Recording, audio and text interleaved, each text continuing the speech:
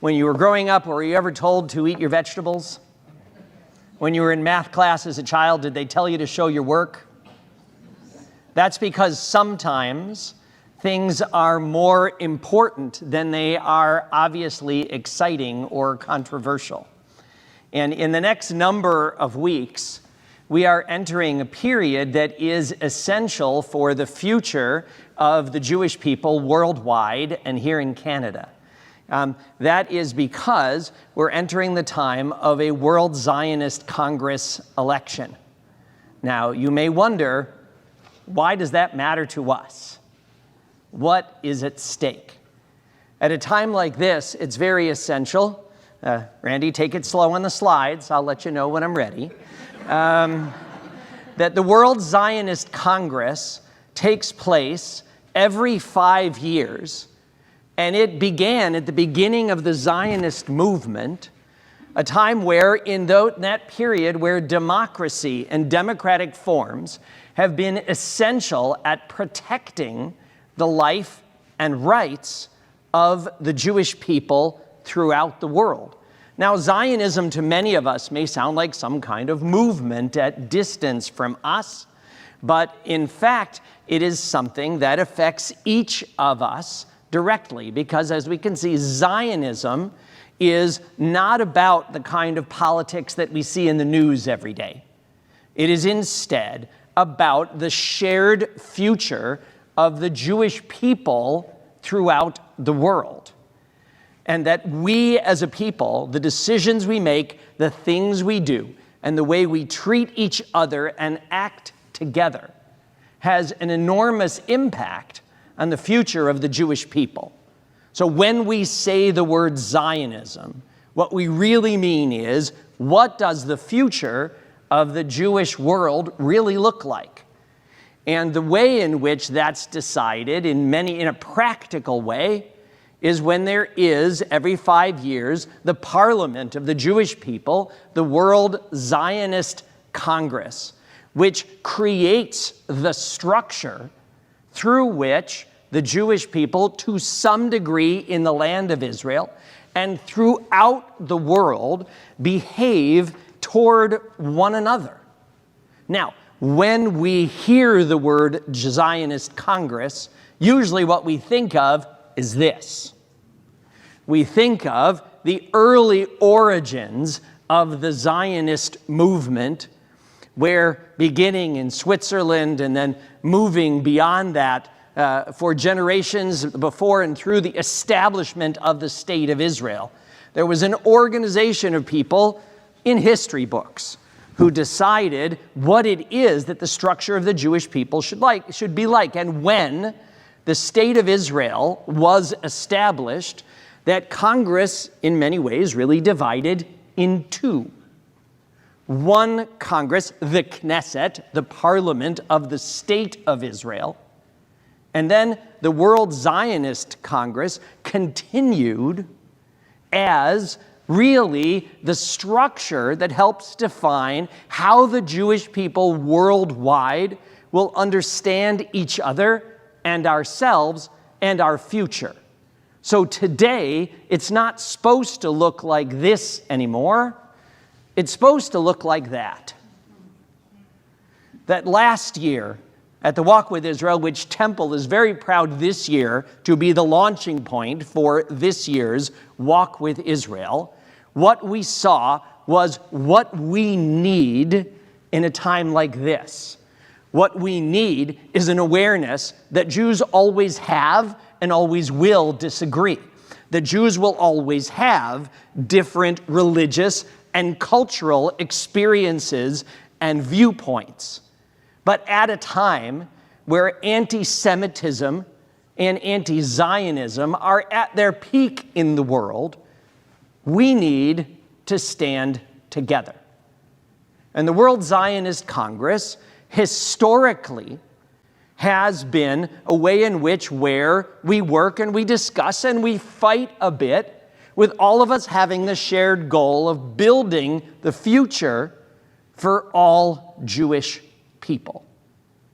That's what we've done, and that's what we need. And here in Canada, We haven't actually taken part in the elections for the World Jewish Congress because having a large but limited Jewish population in Canada, there hasn't been voting because we thought it was more important to find ways to compromise and to work together and to divide up the seats based on who makes up the population of the Jews of Canada, in order to represent us and use our resources in right and positive and meaningful ways. Painfully, we live in very divisive times.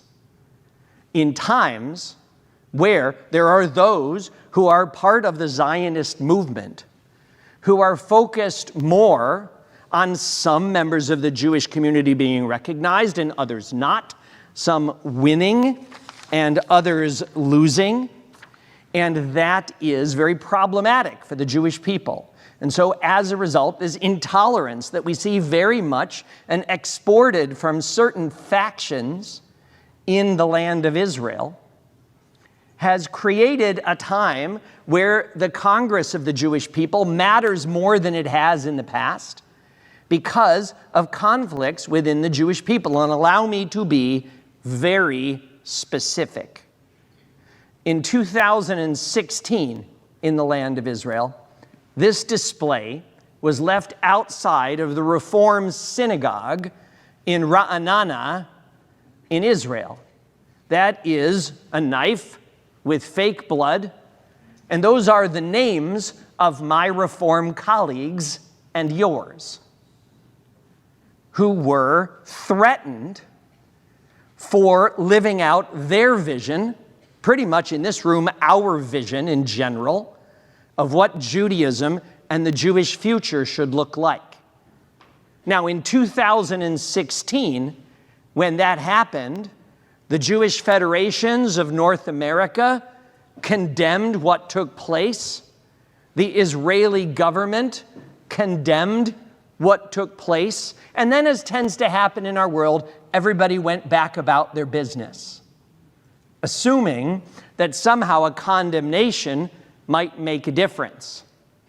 Well, if that was 2016, this is what things look like in 2025.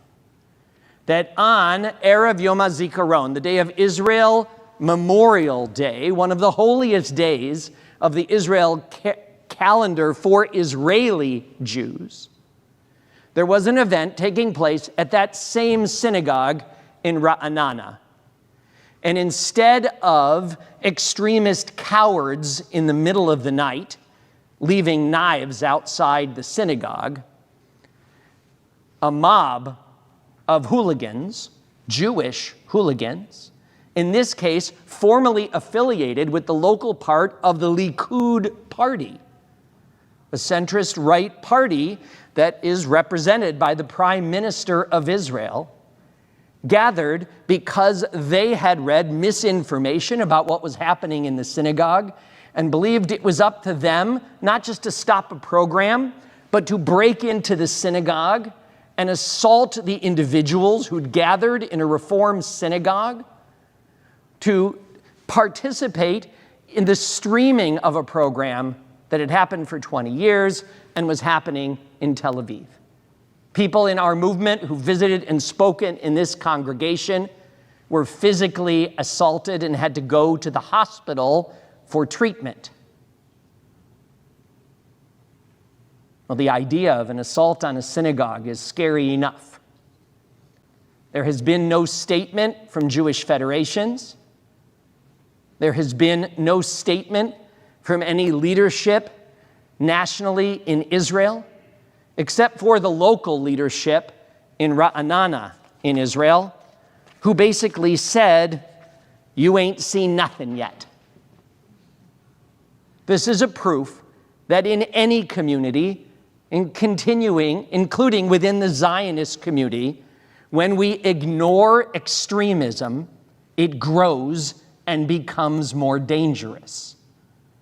When we don't speak out, the forces that divide us, instead of bringing us together, grow even stronger. And why is it that these forces that have opposed modern Judaism, modern expressions, the kind of Judaism we live, why is it that they've chosen, and they have, to enter these Zionist elections and to try to move influence away from pluralist Jewish approaches, such as the Reform approach? Well, I'll tell you why. Because in the last number of years, and people in this room have been very directly involved in fighting for these gains that our movement has made over these many years, there have been significant gains for the Reform movement. Yes, we still face some kinds of discrimination religiously by the structures in Israel, but thanks to our engagement in the World Zionist Organization, the Reform factions have grown in these national organizations. That since 2020, $25 million has been funded for the Reform movement and other pluralist efforts in Zionist and Jewish education around the world as a result of these World Zionist elections. That Reform leaders in national institutions in Israel, in the World Zionist Congress and its organs, have defended democracy, transparency, liberal values, because where all this started is that the forms of democracy are what it is that make us strong in the world today. Now, these elections happen every 5 years. We can't wait another 5 years, especially because these kinds of extremist and Haredi, ultra-Orthodox forces continue to grow, and to grow numerically. These are population projections of the Jewish population of Israel. If you look at the yellow line at the top there, that is the general Jewish population of Israel, except for the members of the ultra-Orthodox community. And if you look down at the at the blue line there, that is the projections of the ultra-Orthodox community in Israel. Right now, they represent a minority, if you will, with 6+ million Jews in Israel in roughly the Zionist camp, and another 1.3 million in the ultra-Orthodox camp. We'll look at the projections by later in this century, where those who don't really respect democracy and Zionism, and who, in this case, don't serve in the IDF, will make a growing part of the Israeli population. It's not the goal of the Reform movement to disenfranchise anyone, let alone the ultra-Orthodox. But it is our goal to all work together to strengthen pluralism, to understand that in a time where anti-Semitism has made a massive resurgence and where Jews must stand together, at a time like this, we must stand together. And it's not enough to stand together in our heads. We must use these democratic forms in order to make certain that the Jewish future includes us, the vast majority of the world's Jewish population. And we must, because our movement has made an effort to play along by the rules of these efforts. But it's now been clear in the elections that just took place in the United States that over 10,000 fraudulent votes were cast based on numbers and email addresses and the like for those who registered, that were registered falsely, many of them circling on, although all the details are not in, on a couple of yeshivas in the United States. That we must step forward and do what is possible to avoid resources being channeled away and being put into divisiveness and anger and rejection at a time where what all Jews need to offer each other is understanding, acceptance, and a desire, including our disagreements, to work together for a better, strong future for Israel and Jews worldwide. And we actually have a concrete way for us to do just that. That is, between June 5th and June 15th of this year, we need to vote reform. We need to vote for the number 2 slate, ARZA Canada, who represents the reform movement worldwide, and will see to it that the monies raised, whether through UJA or in Israel, that are expended to define the Jewish future, Jewish identity, are done in a way that respect us and respect all Jews. 10 days in June, that's when both registration and voting will take place. Every one of us, and those we know, anyone who identifies as Jewish and is Canadian can vote in this election. You'll be hearing very directly from us about specifically how and in what ways. But this time is a time that really matters. It is our job to get ourselves, all of those in our community that we know who are 18 and above, and during that 10-day period in June, we need to step forward and say the Jewish future needs to be one of mutual respect, of inclusion, not judgment, and of strength and mutual responsibility, not divisiveness and judgment. We can do it, and the single best way to do it is to vote reform, is to vote ARZA Canada in this upcoming World Zionist Congress election. Just trying to show my work a little more than I usually do. It is an important moment for us, and I pray that all of us together can and will make the difference that we must for the benefit of Israel and for each of us in our community. May we step forward and do what is right and what is demanded of us, and may God strengthen us in doing it. Ken Yehi Ratzon.